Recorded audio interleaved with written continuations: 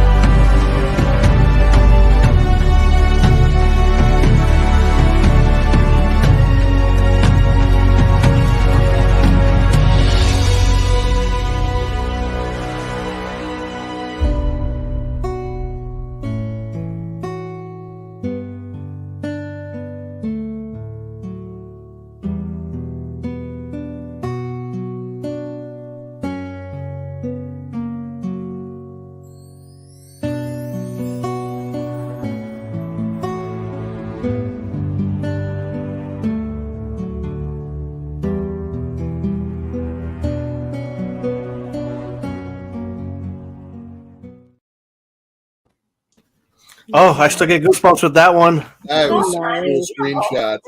So cool. I cannot wait. Thank you.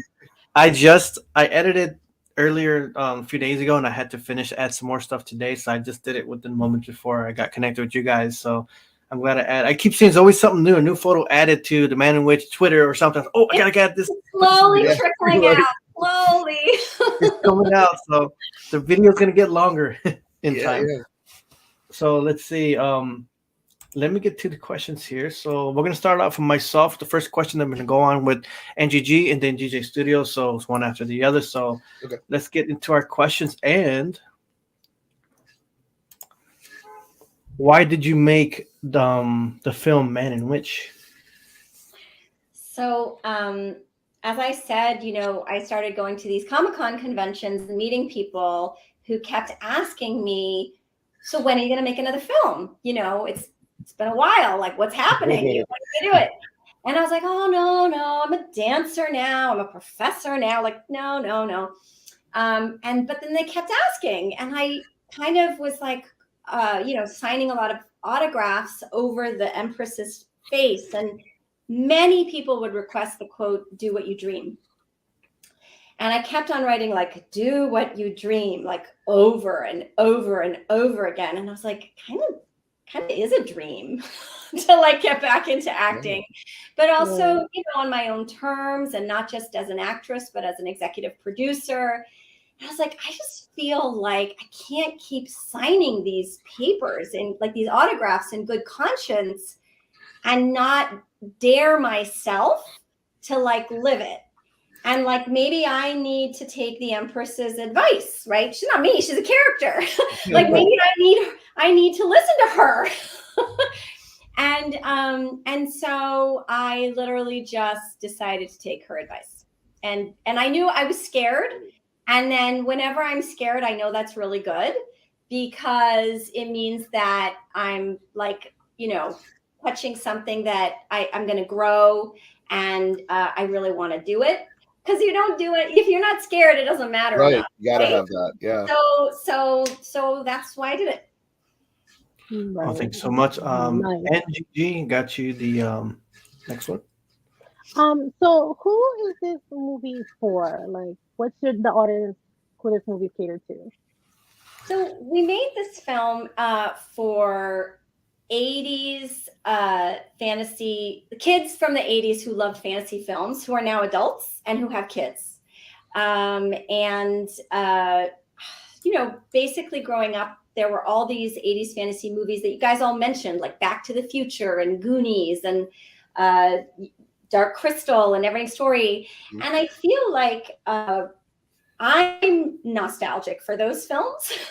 And I feel like when I was at these Comic-Cons, people would tell me that they miss those kinds of movies that aren't made like with an algorithm, or, that also there's like real things, like real locations and real puppets. And the star of the show isn't the CGI, but it's the story and the character transformation and the underdog and, like the little guy winning. And I miss those stories too. So we made it for families. We made it for like Gen X fantasy film buffs who want to go on a date and they look for a babysitter, and they can bring their kids. And the kids will get something out of it, and the parents will get something out of it, and everyone will go home happy. Nice. That's so cool. Thank you so much for that. See, and DJC, have you done any internal screenings of this, and what are people saying about it? If you have done this, we have. We've done a few internal screenings. I'd like to do a few more. And the biggest thing that people say is people don't make films like this anymore. And I think that it's true. It's there's a way in which all of the sort of incredible technology that we have, I actually really love amazing CGI and amazing special effects. I'm not saying that to detract from it, but I think that sometimes it ends up replacing the kind of bones of the story. And, I agree. Yeah. And so we just wanted to, people have been saying that they just are enjoying a film that is putting story front and center, and like everything's just in service of the story. And that it's charming, and that it makes you laugh, and then it makes you tear up.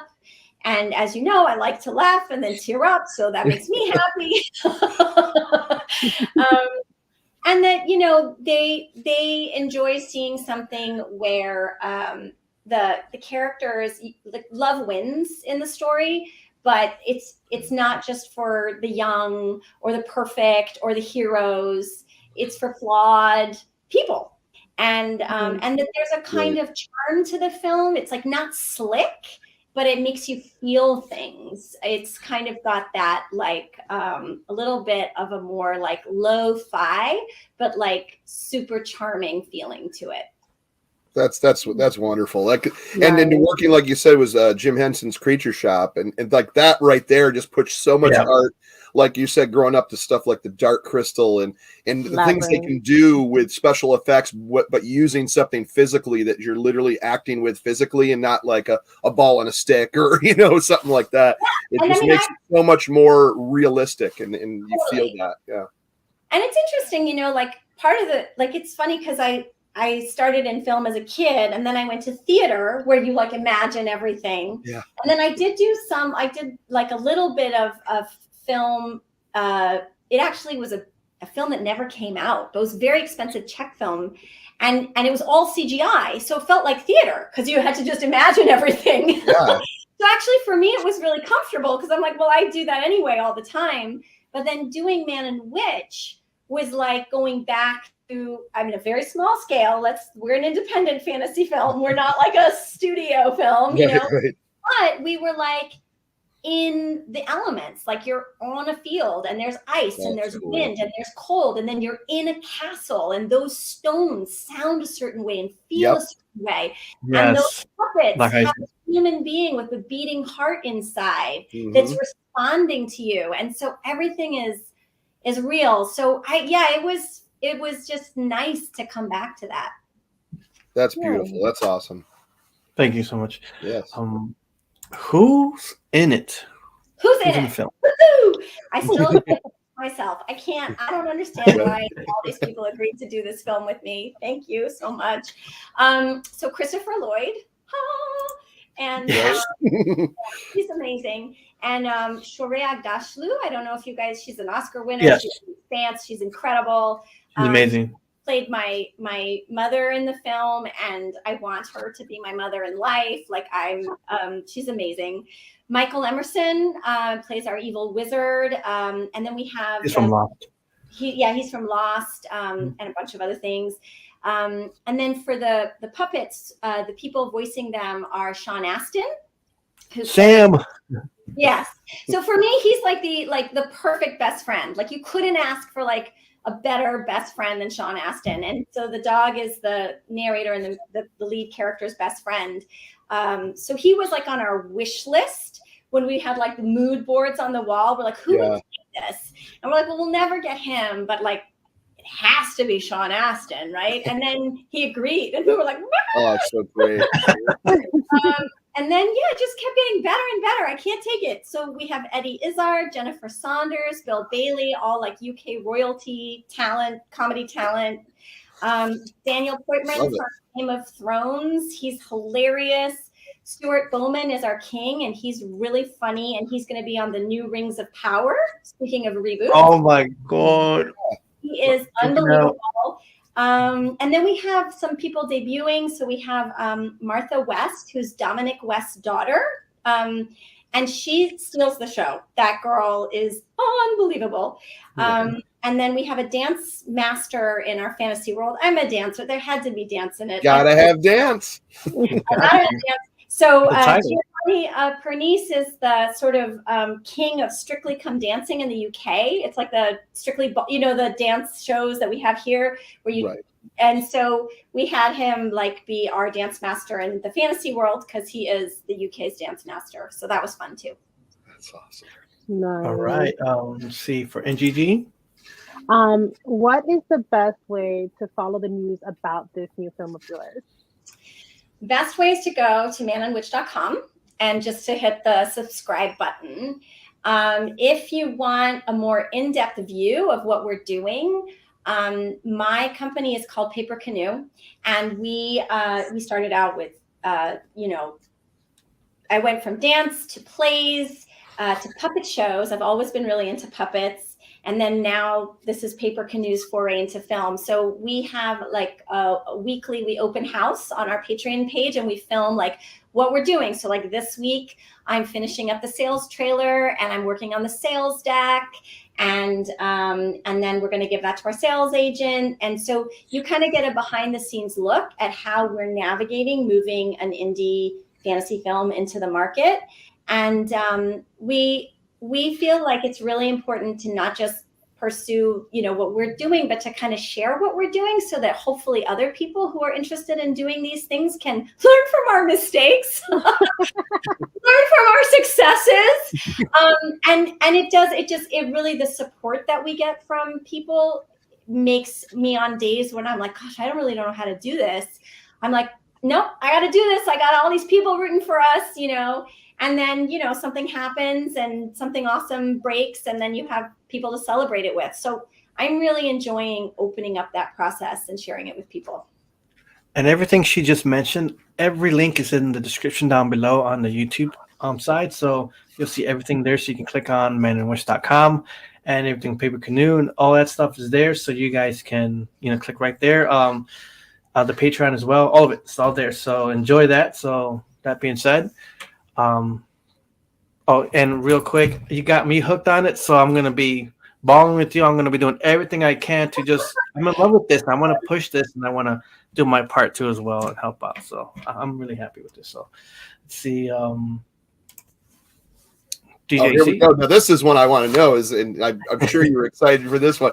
What was it like working with Christopher Lloyd? I mean, it was amazing. It was right? that's what it was. I was just like, oh my God, look what is happening to me. It was my favorite day on set. I have to tell you, being in this oasis in LA with Christopher Lloyd and Chirag Dashlu, I was just like, I couldn't stop grinning. I was like, get into character, like stop smiling.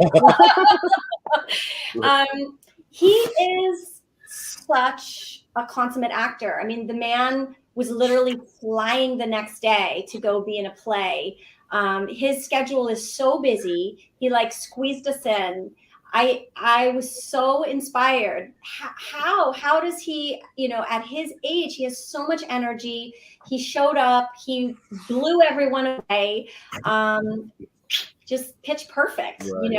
And just like so gracious and just never stops working. He just wants to work. He just wants he's like writing, directing, producing. Like he's always on. I've seen his name on everything I watch almost. It's so amazing. Yeah. He's super inspiring. Like, I want to be like that when I'm 80. I want to be working, right? Right. That's so great. Next question. Those who worked on voices for characters for Man and Witch, did you get to meet Shane Astin or others who voiced? Or is it just like, studio? Yeah. No, I did.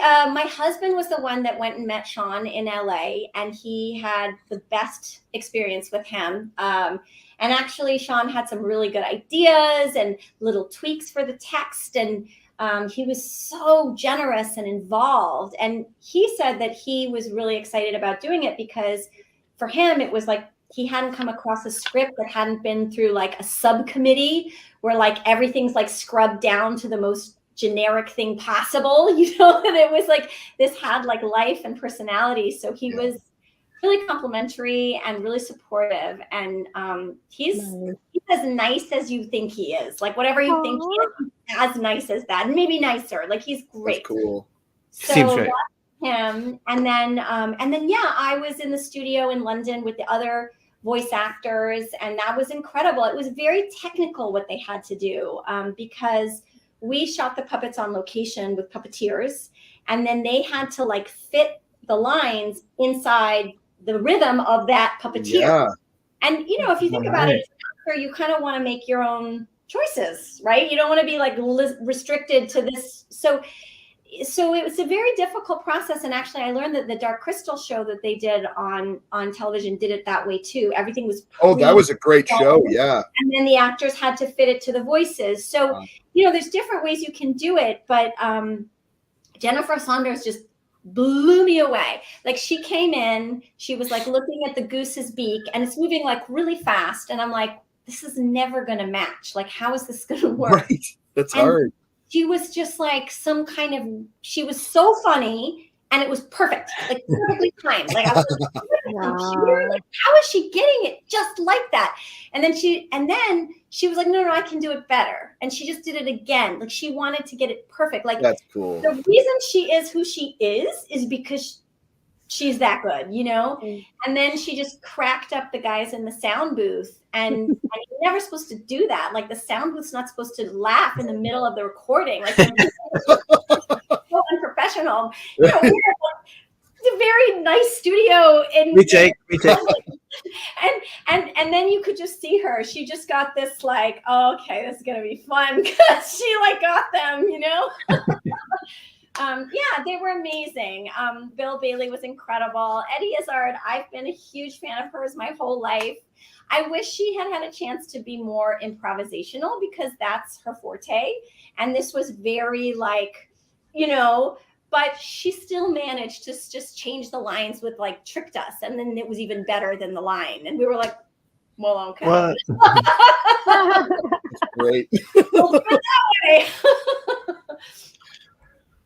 See, NGG. Do you have any upcoming conventions that you're going to preparing for advertisement for your new movie, Man and the Witch? I do have one con coming up, Comic-Con, May 6th through the 7th in Saratoga, New York. So I'll be there. And right now, I'm just super, super focused on getting distribution. So I'm not traveling as much. I'll probably go to Berlin in February. I have a few meetings to take there. So a little bit of travel to the European film market, but mostly right here in this office doing this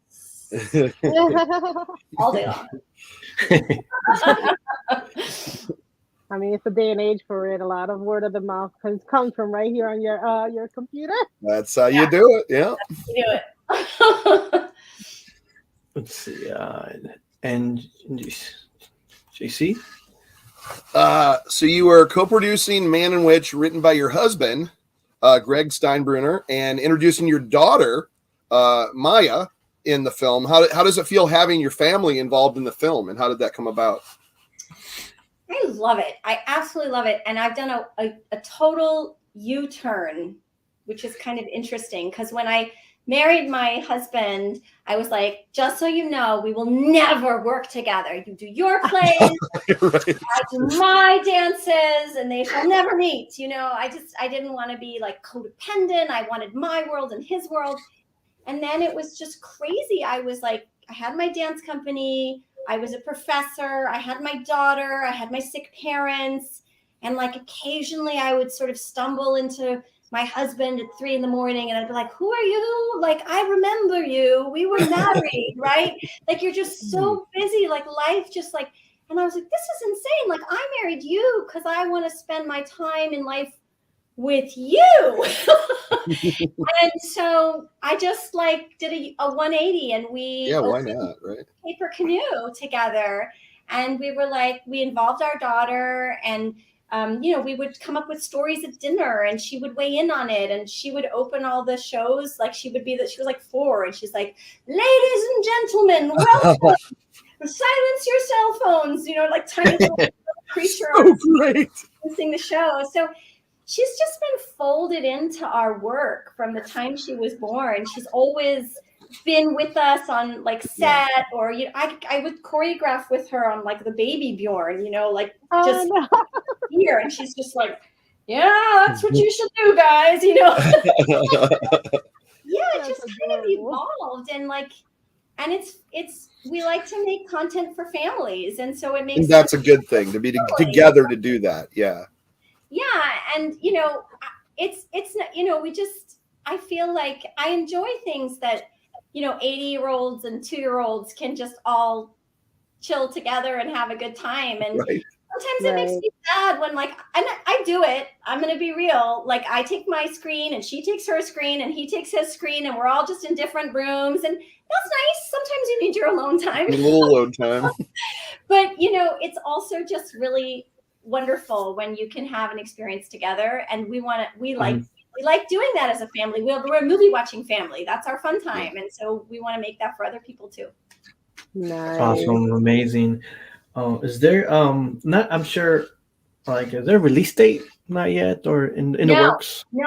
I'm working on that. This film was really made in a very unusual way. Typically, a studio will sign on in the brainstorming period, and then they'll insist on like, well, you're gonna have to use this actor, and then we'll fund it, and then oftentimes you've sold the film even before you've made it, and so the distribution company's like already waiting. They're just waiting for the handoff. This was really done in a very unusual manner. My husband was very much pushing me. He's like, you got to do it, Tami, bucket list. Got to get back on the screen. I'm going to help you make this happen. Just beautiful. And he wrote this. He's amazing. Script for me. You got a good support system there. That's so great. So great. It's super romantic. Yeah, absolutely is. And then, we found an investor who loved it and just was like, I'll give you the money to make this. I believe in it. And that's crazy. That never happens. And then it was like this thing just kept snowballing. And I thought it was going to be a much smaller project. And then it moved to Scotland. And then we were like in the castle where they filmed all the Monty Python stuff. I was like, wow. Yeah. And so it's really like an unconventional route. And we don't have, like, I would say typically like a film has, however many millions of dollars the film is, and then the marketing budget is equal to that. Yeah.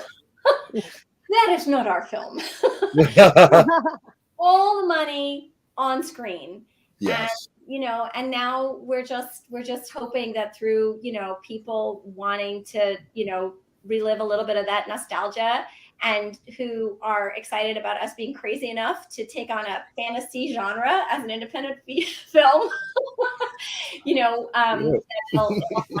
find some light. And, we're definitely getting some really good responses from distributors, and we're trying to work out what's going to be the best deal for us. I mean, ideally, this is the thing that's hard, is we want theatrical, and nobody wants to do that anymore because of the pandemic.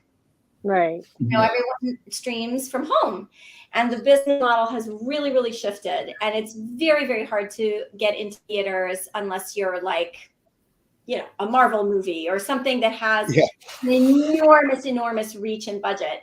But we kind of like going around the corner and through the back door and coming up with creative solutions. I mean, it's kind of this whole thing has been a kind of underdog kind of journey, and we're committed to finding the distribution that this project needs, somebody that understands what it is and is going to push it, bring it out. So that's where we are. So I can't give you a release date, but believe me, when I have one, I'll let you know. Well, we're on a newsletter, everyone. Newsletter and all that, just everything in the description down below at manwich.com. You know what? I wanted to say something. Speaking of romantic, when I saw your husband coming through the doors earlier, I said, wait a moment. I thought to myself, he's the man in the Man Witch. He is. I'm like, oh my Lord, it's like, how beautiful romantic is that? He helped, he pushed you, he wrote it, and he. The Man in Witch, this is amazing. It's going to be I know it's a great film, and we all can't wait to get a chance to watch this film and see something more original. And, again, with the puppeteering and all that stuff, it's just I'm so excireally about the puppets with the fantasy, with all you guys, and it's just I'm behind it all the way. That's so great. From the 80s. I really appreciate it. Thank you for all the great questions and for spending this hour with me and hearing about Man of Witch and letting me reminisce about Neverending Story. Yeah. Guys, I want to let's close out. I just realized the timing. Andrew G, final remarks, and let's start with you, and then DJ, and then myself, and we'll close out. I would just like to thank you guys for having me. I thank you so much, Tami, for answering all our questions for us, and I hope your new movie does so well. I'm looking forward to watching it with my kids and my family. Thank you. Thank you for that. DJC. Hey, it was great talking to you, great meeting you, and it's just I cannot wait for this. Like, I'm excited. I mean, with you and your husband are just amazing people that created something that's just, I think, what every sci-fi fantasy 80s fan would just absolutely love. You got Christopher Lloyd and Jim Henson Creature Shop puppets. I'm in 100%. And dancing. Oh my God. And dancing. So no, 100% behind this, and I cannot wait. I hope everyone checks out the links in the description. I'm going to mention it to my audience when I do my live shows, and this is something I'm looking forward to. So thank you so much, Chronoz, for having me on here today to take part in this. So, and thank you, Tami. I'm glad to have you guys here. I want to say thank you to Joe Lopez, Veronica Hernandez, Daddy May, Adrian Z, and everyone else who joined in on the chat. First, I just want to finish off by saying thank you for the opportunity that you have given us to talk, get to know you more and get to know more about the Man in Witch film, questions with the Neverending Story. You have inspired us since day one, since you were in, when the film came out. Was it 84 or so? Yeah. And you keep inspiring us even now as you're coming to new film. I know it's been a while, but you've done a lot of great things throughout your life, being a professor and dancer. And we didn't mention you were also a singer at one point too as well. We don't forget about that. What was that? What was it called? That film, the video. Fairy Queen. Fairy Queen. Oh yeah, I recently saw it. I was like, oh yeah, wait a minute. She was a singer too. So either way, all that you have done to inspire everyone to, to get to this point where now Man and Witches come. So thank you again for all that you have done for us, and we look forward to more future news as the days go by, and we'll keep checking the newsletter. I'm going to be on the Patreon next. But other than that, everyone else who's watching, once again, check and download the description for all the news, all the links, everything from her Twitter to Instagram to manandwitch.com. All of it's there. Paper Canoe and all that stuff. So it's just, let's see. Tami, thank you so much. We appreciate you. Oh, no, my pleasure. I really appreciate you taking the time to chat with me today. Bye. So see you later, guys. Close out. And until next time, guys. Later.